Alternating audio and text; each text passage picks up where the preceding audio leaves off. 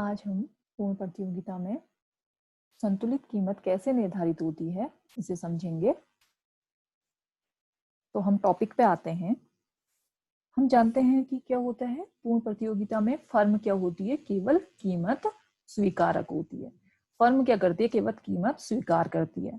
और कीमत का निर्धारण क्या करता है? उद्योग की जो मांग और जो पूर्ति है, दोनों की शक्तियां कीमत को निर्धारित करती है।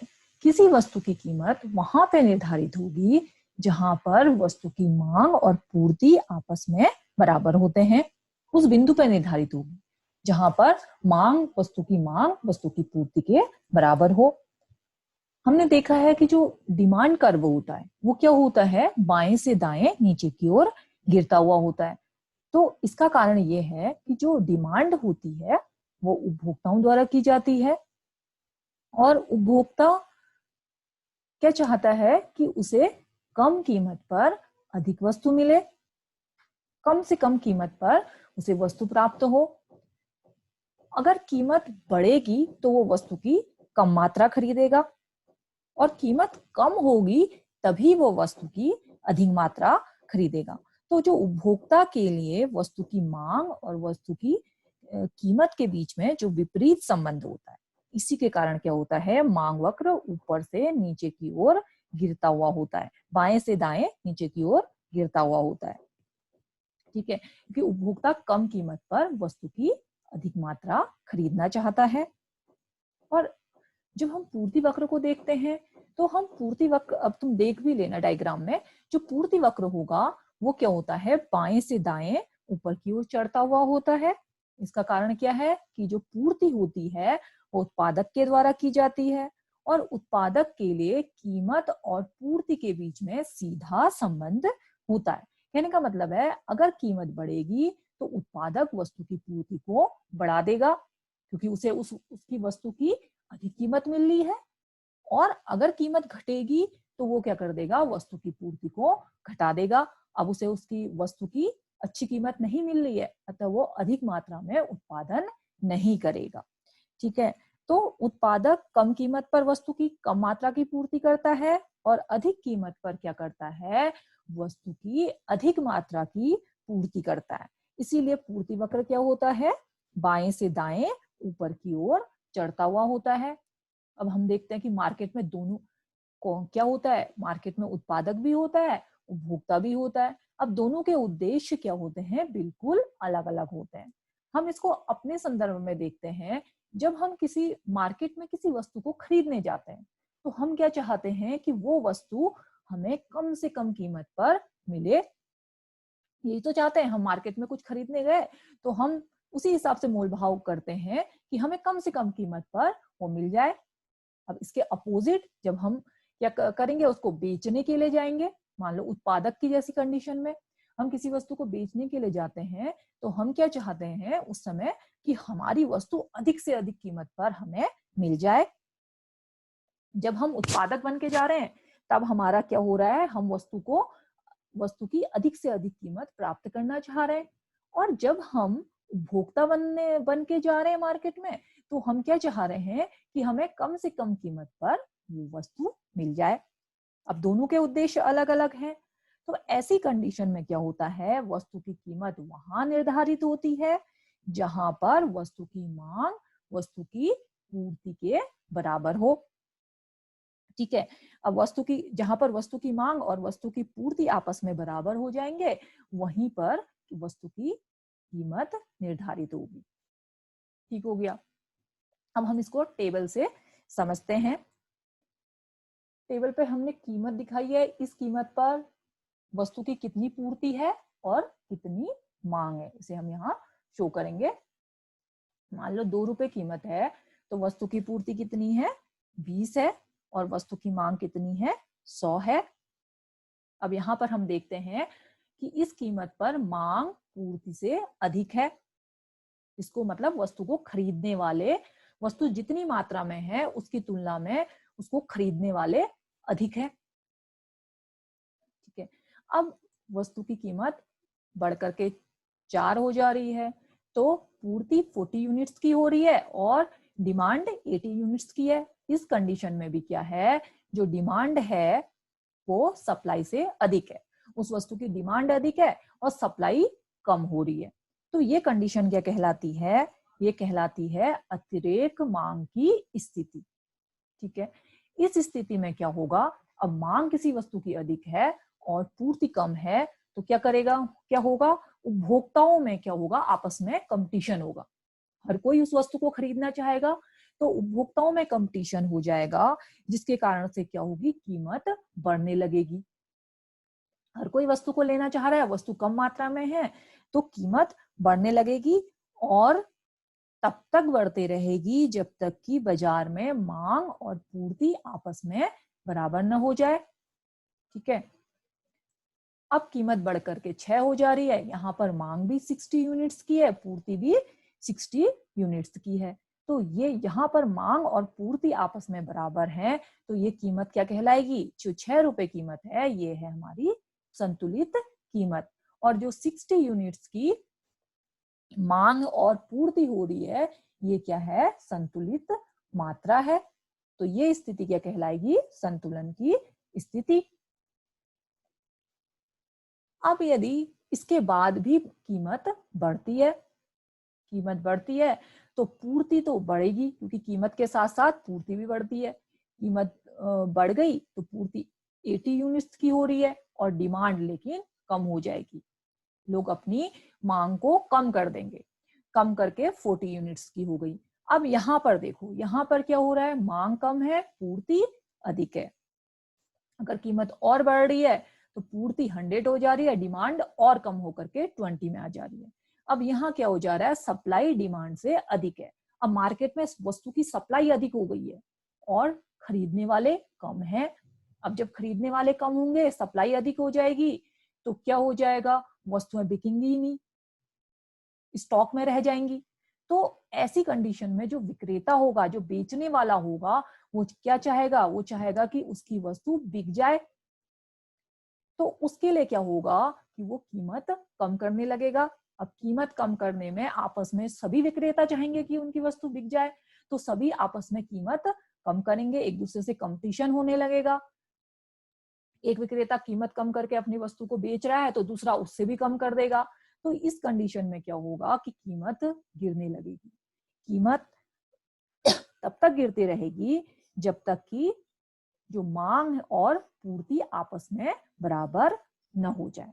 ठीक है, तो ये कंडीशन क्या कहलाती है, ये वाली कंडीशन अतिरेक पूर्ति की। ये भी मार्केट में बहुत समय तक नहीं रहती है, क्योंकि विक्रेताओं में कंपटीशन होता है, विक्रेताओं में कंपटीशन होता है तो कीमत आपस में कंपटीशन करेंगे तो कीमत गिरती है। कीमत गिर करके वो कीमत मार्केट में आ जाएगी जहां पर वस्तु की मांग और वस्तु की पूर्ति आपस में बराबर होंगे। ठीक है, अब टेबल को एक्सप्लेन करना बहुत जरूरी है। अब जो हमने कहा है उसी को हम लिखेंगे भी, तभी मार्क्स मिलते हैं। जैसे वस्तु की कीमत 2 रुपए है तो उस समय सप्लाई कितनी है, 20 की है, डिमांड 100 की, तो ये अतिरेक मांग की स्थिति है। ठीक है, अब मांग अधिक है तो उपभोक्ताओं में क्या होगा, वस्तु को खरीदने के लिए कंपटीशन होगा, कीमत बढ़ेगी और कीमत तब तक बढ़ते रहेगी जब तक डिमांड और सप्लाई आपस में बराबर न हो जाए। ठीक है, और जब वस्तु की कीमत 6 रुपए है तो पूर्ति भी कितनी है, 60 है, डिमांड भी 60 है, तो ये जो 6 रुपीज जो प्राइस है ये क्या है, इक्विलिब्रियम प्राइस है। ठीक है, इसमें जो 60 है ये संतुलित मात्रा है।